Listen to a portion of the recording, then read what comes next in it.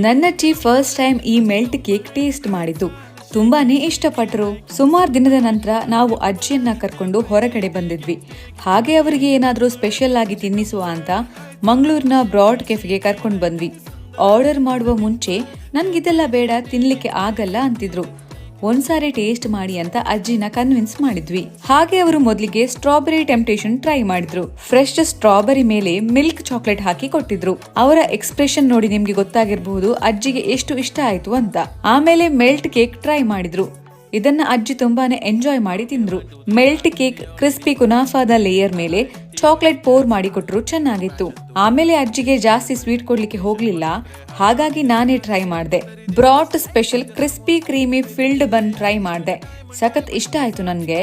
ನೀವೇನಾದ್ರೂ broad ಕೆಫೆಗೆ visit ಮಾಡಿದ್ರೆ ಇದನ್ನ ಮಸ್ಟ್ ಟ್ರೈ ಮಾಡ್ಲೇಬೇಕು. ಆಮೇಲೆ ಐಸ್ ಡ್ರಿಂಕ್ ಟ್ರೈ ಮಾಡಿದೆ, ಇಷ್ಟ ಆಯ್ತು. ಕೊನೆಗೆ ಕ್ಯಾಪಚಿನೋ ಟ್ರೈ ಮಾಡಿದೆ, ಚೆನ್ನಾಗಿತ್ತು. ಇಲ್ಲಿನ ಫ್ರೆಂಡ್ಲಿ ಸ್ಟಾಫ್, ಆಂಬಿಯನ್ಸ್, ಬೆಲೆ ಕೂಡ ರೀಸನೇಬಲ್ ಇದೆ. ಓವರ್ ಆಲ್ ಎಲ್ಲ ಇಷ್ಟ ಆಯ್ತು. ಸ್ವಿಗ್ಗಿ ಅಂಡ್ ಝೊಮ್ಯಾಟೋದಲ್ಲಿ ಇವರು ಅವೈಲೇಬಲ್ ಇದ್ದಾರೆ. ಲೊಕೇಶನ್ ಕ್ಯಾಪ್ಷನ್ ಅಲ್ಲಿ ಮೆನ್ಷನ್ ಮಾಡಿದೀನಿ, ಚೆಕ್ ಮಾಡಿ. ನೀವು ಒಂದ್ಸಾರಿ ವಿಸಿಟ್ ಮಾಡಿ.